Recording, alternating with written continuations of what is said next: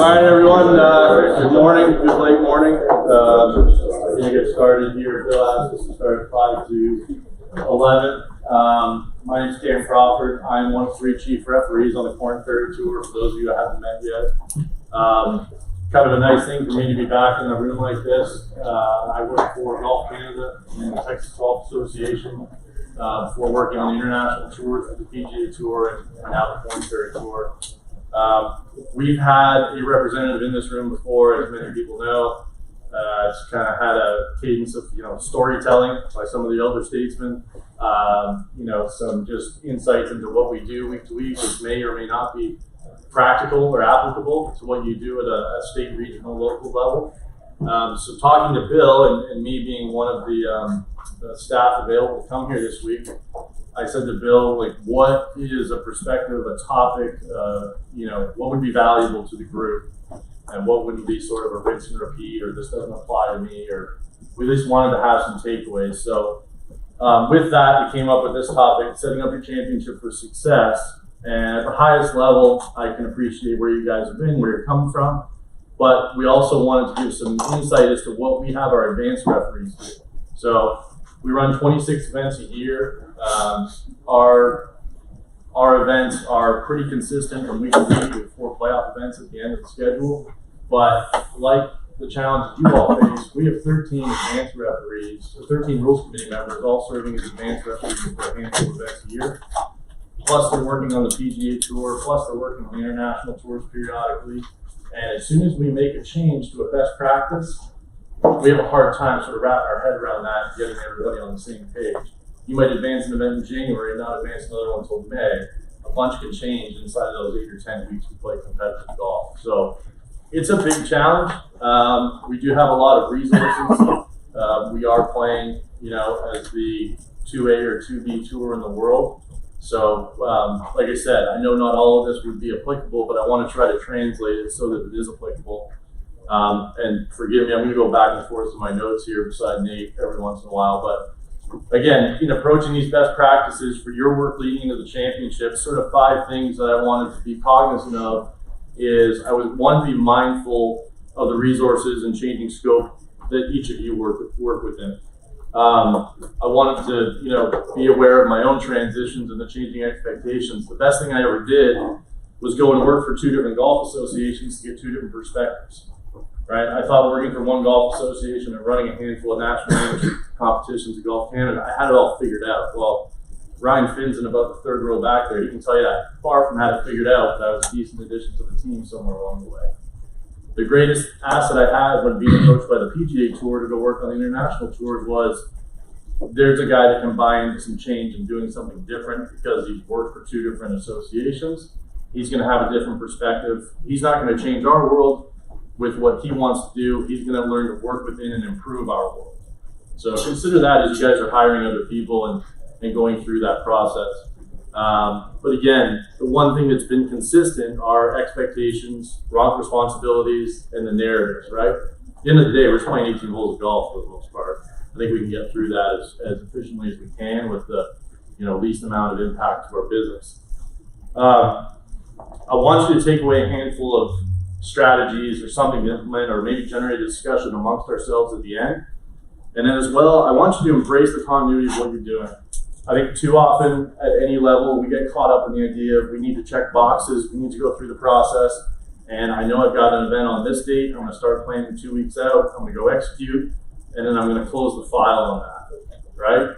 Hang it up, I got 30 more events to do, I got 15 more qualifiers to do, I got whatever the case is. We're going to try to have some discussions about what we do and how that relates to what you do for your highest level competitions. And I respect the fact that may only be 1 or 2 people running a women's amateur or a men's amateur, a smaller AGA. But I want you to embrace the fact that it's a cyclical process. It's not a linear start and stop, right? Even though you might change venues from year to year, embrace the relationship with that venue because you're going to go back to the well. And maybe even you might have a great relationship with somebody at site A, they end up at site B, you can capitalize on that, right? The last thing is discuss. I'm happy to answer any questions at the end, inside, outside the ropes. Maybe we can stumble upon a few good stories. and go from there. I'm not in the room with the 11% stake in Live Golf, so if anybody had that question at the gate, table that for next year. I think all of you have some sort of mission statement.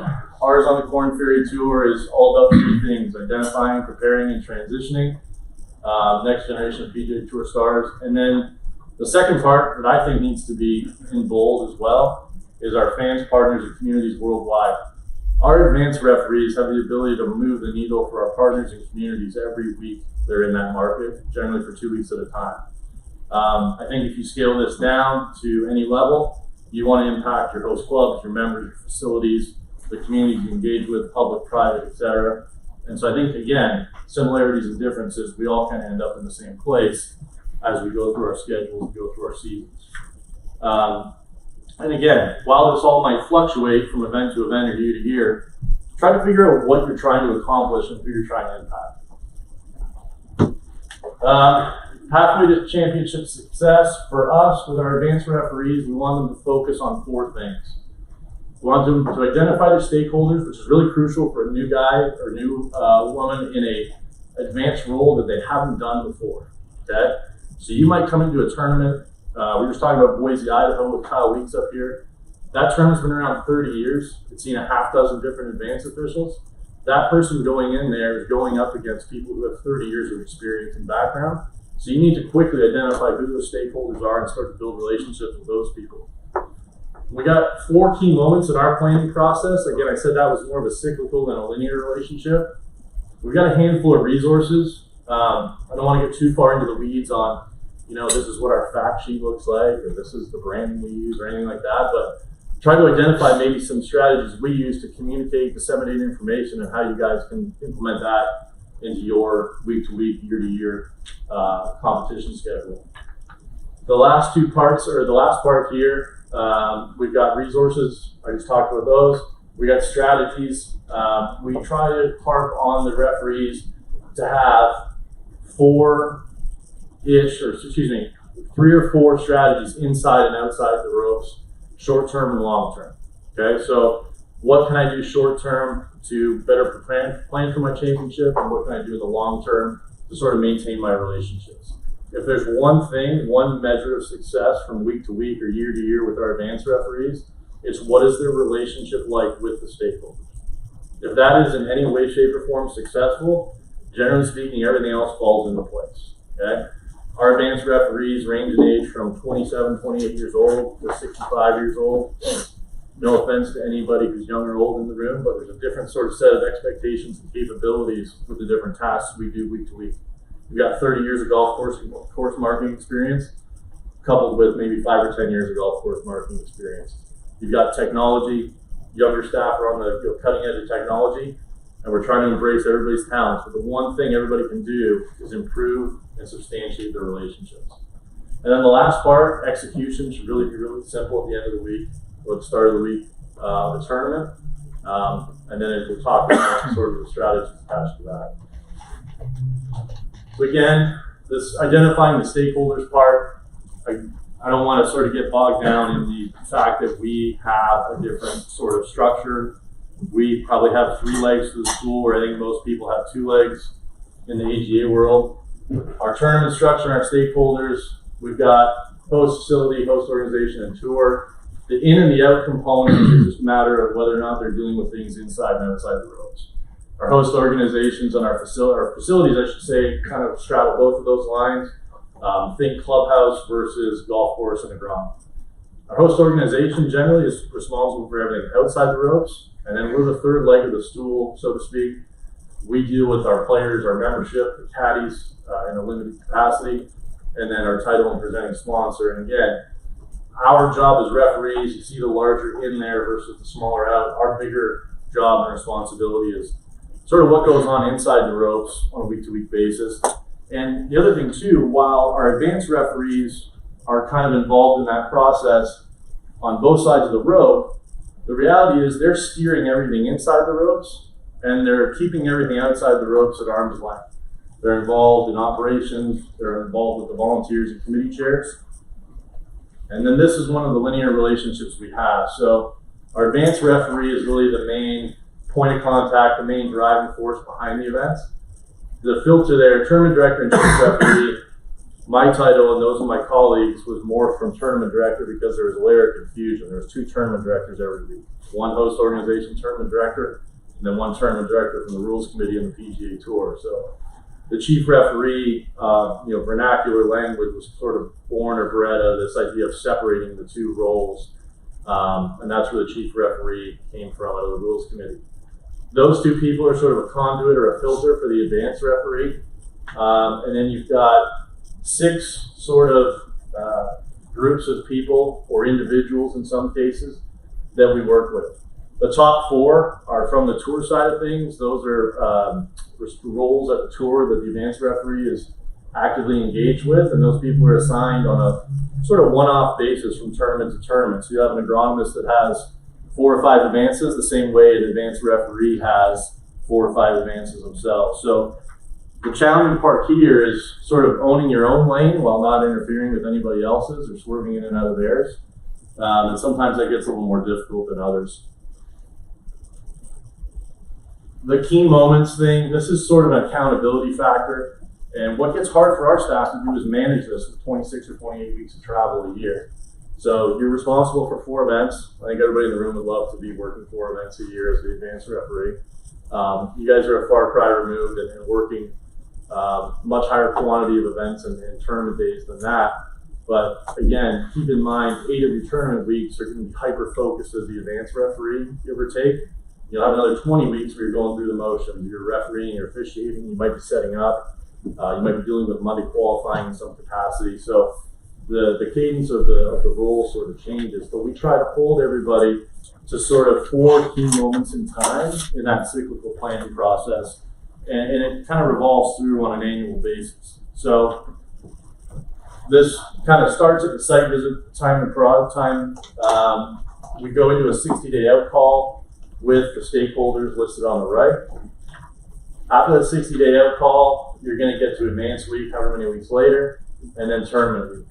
As those key moments morph, sort of the things we want the referees doing are discussing things on the front end, organizing and sort of finalizing the logistics on the 60-day out call with all the stakeholders. Planning is sort of your advance week. This is your last chance to get it right before everybody else shows up and criticizes what you're doing. And then finally, executing tournament week, making sure you got all your ducks in a row. Attached to those 4 moments in time, we've got a handful of documents and workflows that the referees go through. So the first one is going to be a site visit or advance report. That lines up with your site visit. You may just do a call. You've worked the same site for a few years. There's no agronomic changes. There's no changes to the build and your structures. You may just go in and plan a phone call, touch base. The workbook, this is a one-stop shop for competition-related information. It's housed and accessible for various departments. That's where a lot of these things get finalized and make sure everybody's on the same page. We've got a handful of advance week documents that come out of some of the planning process. And then last but not least is an internal report. The internal report's a tricky thing that we'll talk about eventually. Is we don't want anything going in an internal report that hasn't really been addressed with the tournament side, right? It can be somewhere, it's not an opportunity to throw somebody under the bus, it's an opportunity to make note and get better and progress ahead. Some of the resources we've got here, I just wanted to talk about, as you go through these, some of the resources we use. I'm happy to share these in their full and original format for anybody that's interested after the fact. But I just wanted to give some semblance to what it is the referees are working through as they try to prepare for championships and competitions week in and week out. So the first one here is an advance or a site visit report. You'll have this information listed in there, but we actually get some notes for the chief referee, for the tournament director, with the host organization. And this is just sort of an accountability process, making sure the advanced referees are aware of any changes, they communicate those to the chief referee, and everybody's sort of on the same page. This could be golf course changes, like I said earlier. Is your hospitality build changing? Is there a change to stuff outside the ropes? Practice facilities, player and caddy dining. For hours at a time, advanced week, all of a sudden you become a food and beverage client. right? Forget whatever score you made on a rules test, forget whatever knowledge you have of dropping from TIOs. All of a sudden, you better work with the operations staff to know what a healthy meal is. How about you guys, they'll deviate from a healthy meal at any opportunity. But again, you have to wear these different hats and you have to pivot. So again, hyper-focused on the inside of the ropes, swerving outside the ropes every once in a while as well. Said there was a 60-day out agenda as part of the planning process. This was really an opportunity to tie, go back for a second, tie all of these people on the right side of this linear chart together. 60-day out call gets all those people together, and there should be no real argument of, well, where do the caddies park? Where do the players park? This is an opportunity to review site visit plans, talk about scheduled events. Do we have special events? Do we need to close a practice facility because we're hosting a clinic? Remember, unlike unlike a major, we're doing pro-ams every Wednesday. Sometimes we do half-day pro-ams on Monday. Then we've got clinics, fireside chats, and all these other things that our player relations department's trying to organize. The schedule of events and how it affects the competition, whether it's 90 minutes ahead of time for dining, organizing breakfast and lunch, figuring out at what point they could the host organization can take kids out to do a one-hole social media scramble on the front nine once we've turned on a Saturday. All these different things are kind of implicated by this, and we found the best way to do this is to sort of have this 60-day out deadline. There's a whole laundry list of things here that our operations department's come up with. We've expanded. I think I joke with our media staff, for every one referee we've hired in the last 2 or 3 years, we've hired 3 to 5 media people. So it becomes this challenging balance of how do we balance our responsibilities with what everybody else is doing. And again, our advanced referee is the conduit to a lot of this information. We have something that may be of value to you. I know the USGA has a portal for information related to qualifying. I know that if you are a large association and trying to get volunteers mobilized to try to run your qualifiers, you may have some sort of portal or one-stop shopping.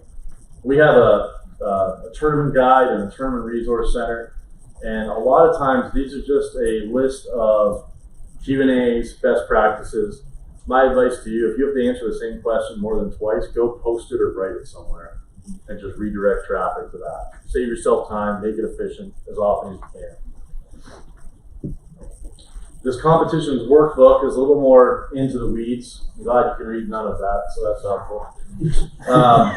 But essentially, each one of those rows is one of our tournaments. It's got, if I go back, it's got a 60-day due date like we just talked about. It's got the tournament date, projected tee times, projected weekend tee times, etc. So as an example, if we had an event and say Nate was on our rules committee, Nate's the advanced referee for an event in Seattle. I'm the chief referee. I'm going to come in the week of, and we're going to conduct the competition. Between Nate and I, we can answer these questions about tee times, television windows, pro-am tee times, who the front nine setup official is, who the back nine setup official is. With all the moving parts, we can answer the same question dozens and dozens and dozens of times. And when you're traveling half the year, you want to prevent that. When you guys are running 150 days of competition a year, you don't really want to be answering questions that can be found somewhere else. So again, efficiency, redirecting traffic. We found a lot of success with things like this. Our advanced checklist, this is a 16-page document. I'm not going to share or recite any of the 16 pages, but I will say that what we found success with as things evolve, in my experience in the Golf Association world, was turnovers are a real thing, right? How many people have had to hire one or more staff in the last 6 months or so? How many people have hired somebody in the last year and had to train them on the fly? Right? Like I can ask the question 6 or 7 different ways, and I know that attrition and turnover is a real thing. It's a real thing for us. We're promoting referees to the PGA Tour. We've got elder statesmen who are going to retire at some point in the near future.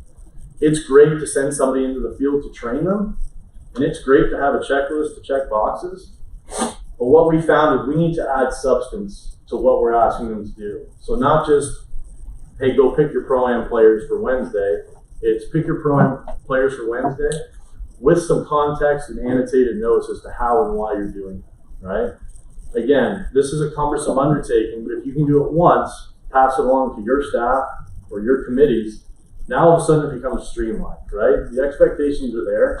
We're not ruling out any training or teaching moments along the way, but at least we're giving something with substance and holding everybody accountable to the same standard or best practice.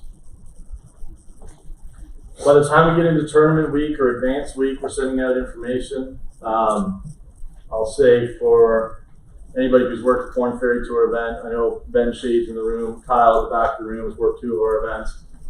Before the event comes around, the advanced referee is the conduit to all the information. So this is just an example of an external document they'll send around, tournament information that's applicable to the week, who's got their marching orders. And this is kind of our transition from organizing and planning to execute. We have documents like this. We have numbers of them. I know you all do, templates and all that. My advice here is just don't get stale.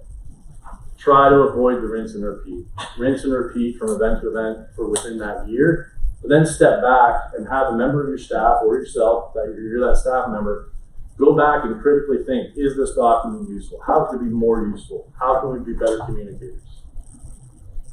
This is sort of an internal or an external document that goes to the staff and some of our stakeholders. This second one is something we developed out of the pandemic, and we had a lot of nostril spit testing going on in 2020, 2021 after a break from playing golf. We had a whole laundry list of things players had to do and parameters to stay within. And the one resounding thing from our membership is we love this. We get it every week. It's posted on PGA Tour links. I know everybody probably has some form of tournament information posted on Golf Genius or Blue Golf, or you distribute a fact sheet via email for USGA qualifying, whatever the case is. Our players have found a ton of success with this, and now they've kind of come to expect it week to week. Our big thing with these documents is, again, all of this stuff doesn't come to fruition advanced week. It came to fruition out of that 60-day out call, so the advanced referee can focus on what they're doing on the golf course. Marking the golf course, working with the agronomists, making sure everything's dialed in from a competition standpoint. All the administrative stuff should be buttoned up and pretty turnkey by the time that 60-day out call goes, and this just comes back to the week of. The last resource I'll share with the group is an internal rules of competitions report. It says internal rules of competitions report, but all the departments we work with actually come to us and we work through it with them. So you'll see we've got our stakeholders, right? It comes back to the same sort of group of people, cohorts of people.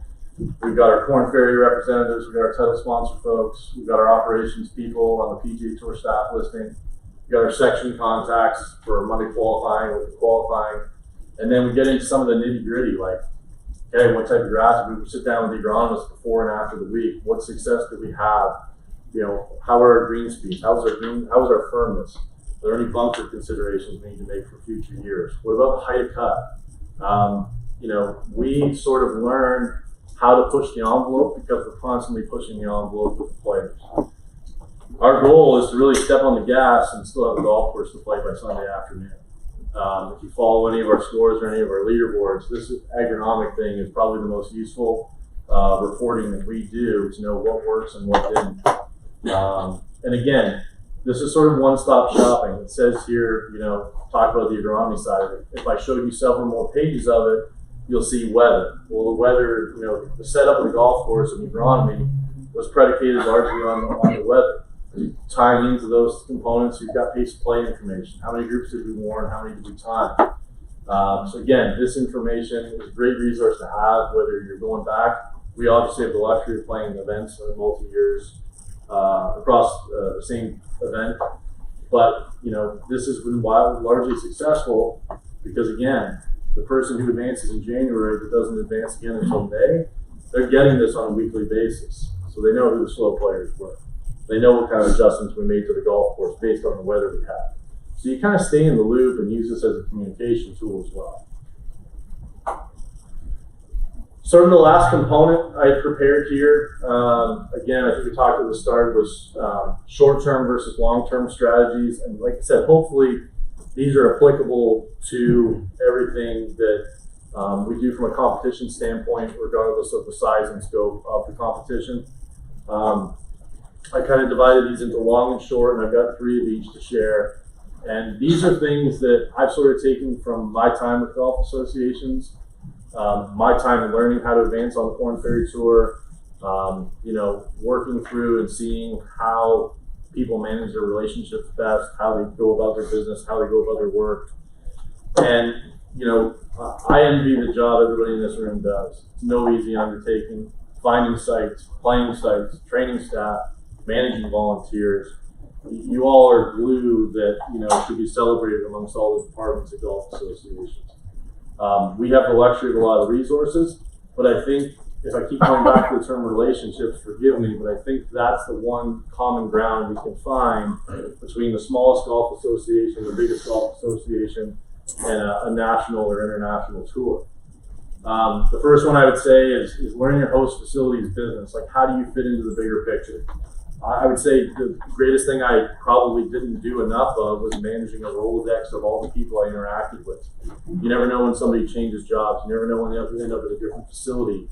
Like, learn your facilities business and how you fit into their bigger picture. That's massive for us on the Korn Ferry Tour. We come in to run a tournament, and I will admit, on the Korn Ferry Tour, or the Korn Ferry Tour, or the Wet.com Tour, depending on how you look at it from a player's perspective, we chase the spring for a lot of our season. When you chase the spring for a lot of the season, you don't play it in the ideal conditions, right? Play a lot in the southeast in the spring months.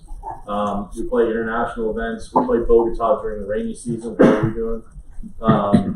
It's an interesting thing, but we have to learn how we fit into the club's bigger picture, how we fit into the facility's bigger picture. When do they aerify versus when do we play? What envelopes do we push as far as preparation is concerned? What member events do they have around us? Do we need to send somebody to mark the golf course ahead of time? The other thing that this does is the more you learn about your facility's business and the people you're working with, and I understand you might not be the same facility every year or have that luxury, the more buy-in you're going to get from the people you need most.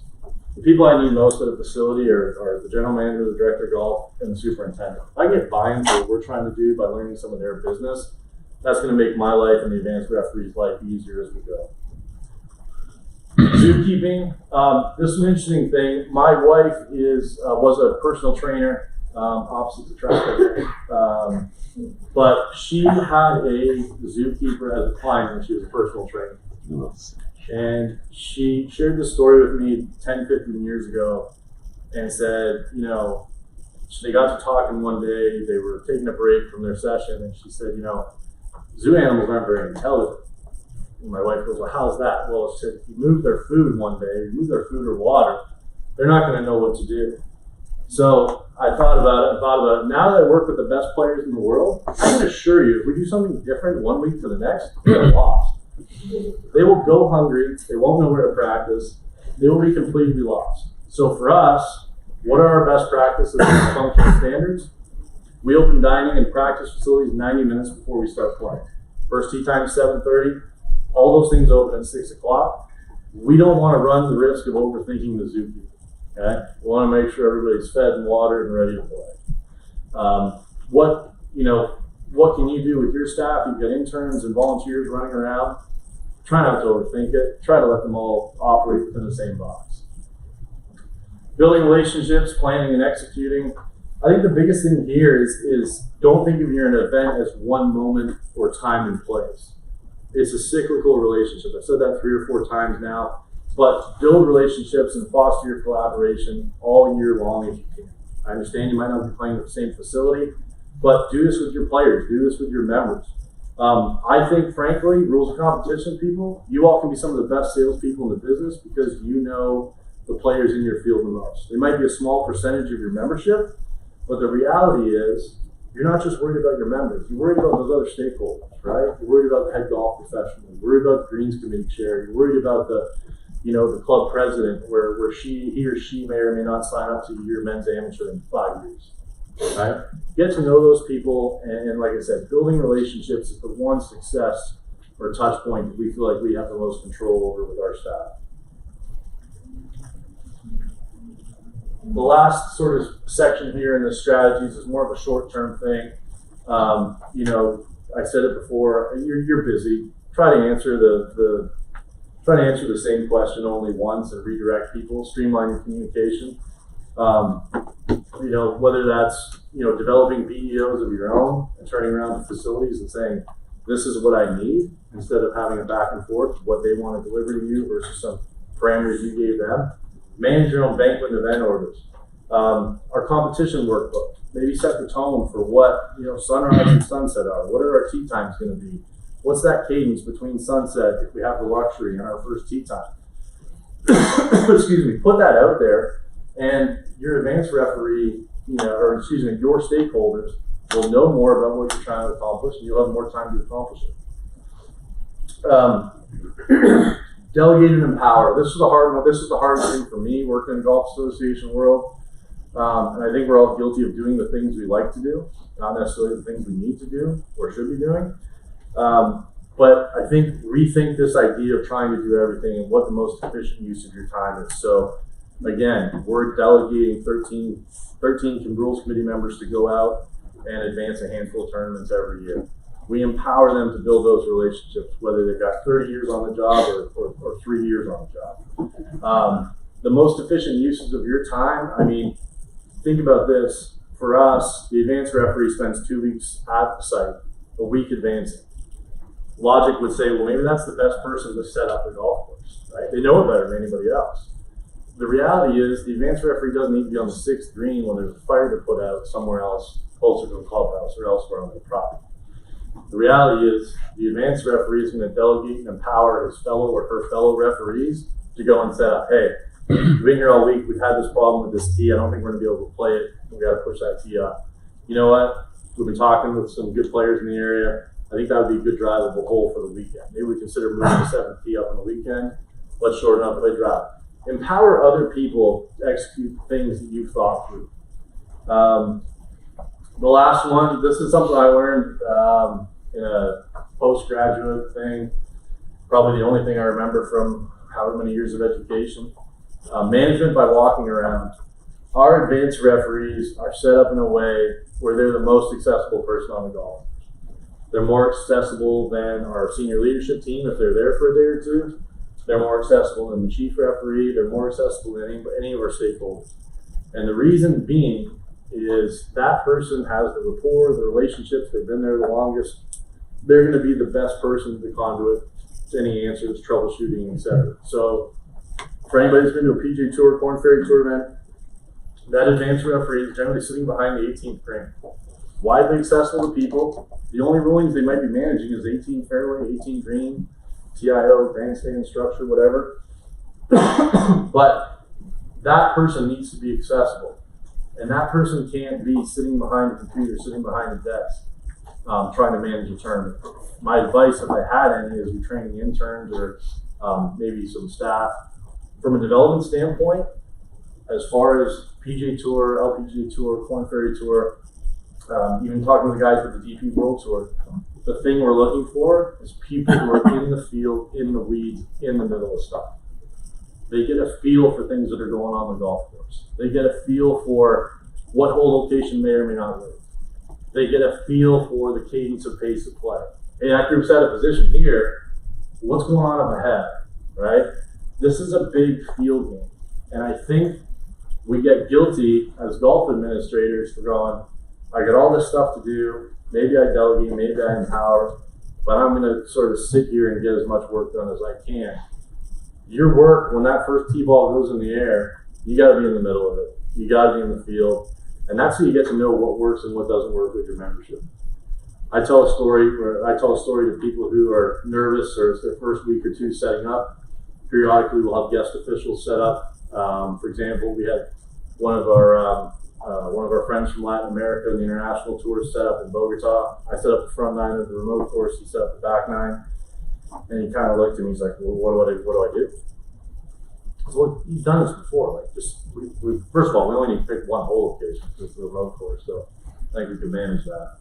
But he said, well, "Where should I put it?"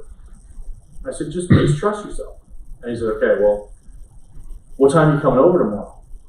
So I don't know. We're here at 8 o'clock. I said, well, 8 o'clock. Everybody's going to be on the golf course at 8 o'clock. I said, "Look, when you get out there, go backwards, go forwards, go in whatever direction you want. The players, get to know the players. They're going to tell you what they think is reasonable and acceptable. I'm not suggesting you go out and dot it in front of them so they can stick a tee in it and putt to it for the next 8 hours. But I am suggesting you get out there in the field and you start to learn what may or may not be acceptable to a certain cohort of your membership. And we encourage our referees to do that. Monday's a travel day. Tuesday is sort of a setup, get your bearings day. I won't pick a hole location on Tuesday, but I'm going to familiarize myself with all 9 greens on the front and the back. I'm going to get out there. I'm going to manage my project that week by walking around and talking to everybody, right? I walk up on the first green when I'm setting up in Boise. You're going to have 2 tees on the ground. You're going to have a Scotty Cameron putting disc, and you're going to have a tin of chewing tobacco. They're going to tell you where the 4 holes should go, right? And the best thing we can do is get to know them, get to know their expectations. And more often than not, I'm surprised where they want to push the envelope. And for us, it's a bit of a reckoning of, okay, now we can step on the gas, now we can lay back. But I can't do that if I go out there before everybody starts or after everybody's done. There's a time and a place to do that. There's a time and a place to hide the dots. We don't put dots out for the first round, for whatever that's worth. But again, that's just one example of getting out there, getting to know your constituents, your stakeholders. It'll pay dividends way down the road. That's all I've got. I'm not sure how long that was or how fast I talked through it, but the one thing I do want to do is at least facilitate a few minutes of discussion. I'm happy to answer questions if you guys have them as to how we do certain things. I will share the resources attached to this presentation. If anybody feels they're of value to them, just let me know. But if nothing's off limits. If you want to talk pace of play, eligibility, how we operate, by all means. Yeah, right. Hey, Ken. So you talked about accountability and nutrition, especially relevant for a lot in this room, and a question I was once asked and never successfully answered. How do you evaluate and benchmark when an advanced referee or chief referee has run a successful event from the referee lane, from the role that week? Yeah, that's a great question. Our first, if you read our tournament regulations, our first priority is playing 72 holes. So I think to answer your question is, did you navigate whatever hand you were dealt as far as weather goes? Did you get everybody paid? That's the world we live in, right? You get paid more if you play 72 than you do if you play 36. You get more points, etc. So the biggest litmus test for us, and this might sound a little simplified, is finishing the tournament. That's a massive win for us. I can tell you there's 3 times this year, I was chief referee in Arlington, Texas. There was a time where we weren't sure we were going to finish Sunday night. And we've got a whole bunch of regulations that say if you can't play this much golf Sunday or Monday, you don't play Monday, you don't play that last round, etc. I think more to your point about how we would evaluate who's a successful advanced referee maybe versus another successful advanced referee, I think it's very much qualitative in how they are perceived and received in the market they're in. So, as they're advancing, as they're sitting behind 18, are they constantly surrounded by people who know them? Not necessarily asking them for anything or asking them to put out a fire, but how do they engage with the local community? Like, I'm astonished, and I lived through it as well, the number of people you can interact with as the advanced referee in the capacity. So I would say, number 1, finish the competition. Number 2 is what are your relationships like on the ground? And then, qualitative or quantitatively, we do a bunch of stuff behind the scenes with the tournament. We report to the tournaments, we give them scores on different things, and they they kind of reverse engineer that, and they sort of evaluate us. So for me, that's kind of the 3 things. There's sort of, did you finish? And then there's the qualitative aspect of what are the relationships like on the ground. And then there's the quantitative aspect of, how do these score, right? So that's a great question though. We're constantly evolving. Anybody else? Questions, comments? So yeah. Do you guys have any measurables for when you decide to implement what's put in place? Yeah, so we've got an entire philosophy on that. It's a written memo. It's not a hard and fast sort of this is when. It's a feel thing. And the challenge for us is, we're privileged enough to have agronomists. We work with some great superintendents. Those guys know more about grass growing than we ever will. I'll give you an example. We played French Lick Anybody from Indiana in the room or the Midwest familiar with French Lake Resort? Hell of a property, big property, bunch of rain early in the week. And, just when you're like, hey, we got a nice tight knit canopy here, we're gonna be able to play golf, we're gonna be able to play the ball down.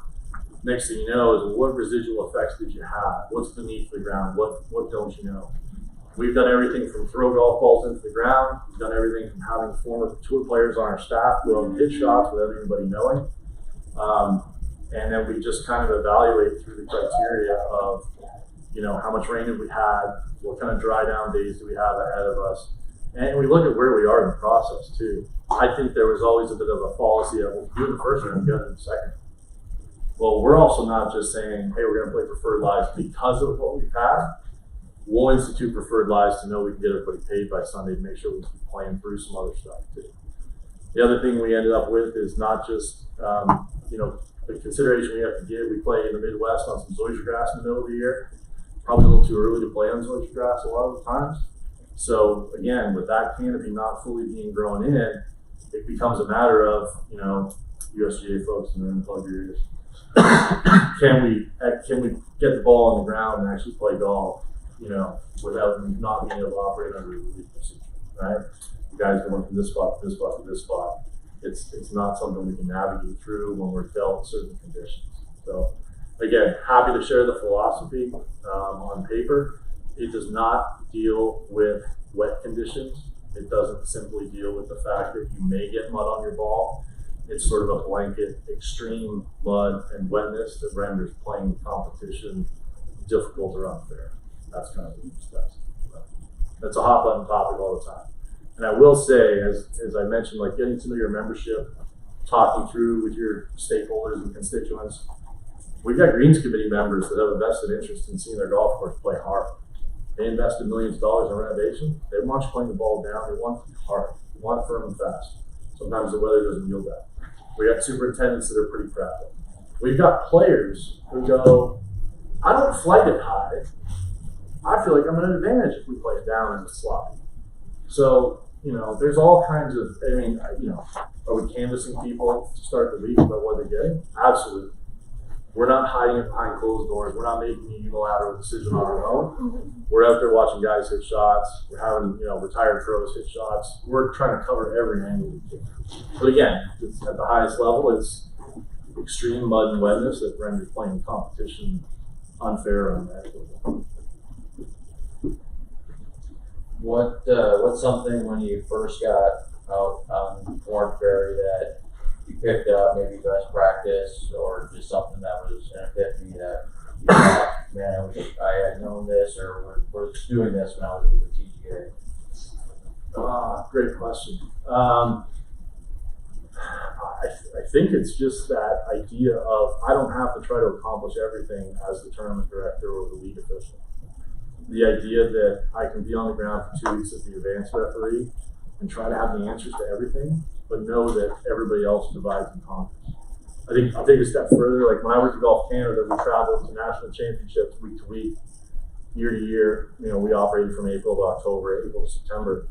It was the tournament director, of which we had 3 or 4, but only one tournament director with 2 interns kind of leapfrogging each other with a truck and trailer. So not dissimilar to what you all do, the AJGA gets involved with, etc.